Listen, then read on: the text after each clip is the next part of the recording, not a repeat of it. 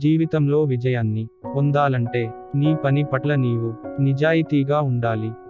నువ్వు ఎంత గొప్పవాడివి అనేదానికంటే ఎంత దయగల వాడివి అనేదే ముఖ్యమైన విషయం. చాలాసార్లు నీ డబ్బు, తెలివి కంటే నీ దయే ఎదుటవారి హృదయం నింపగలదు. ప్రేమను అడిగేవానిగా ఉండకు, ప్రేమను ఇచ్చేవానిగా ఉండు.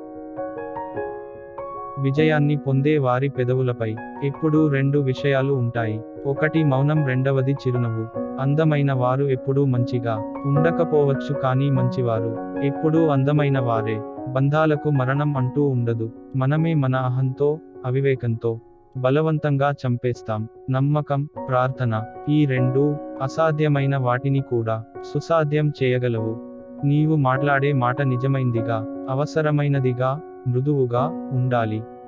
Subscribe, like and share.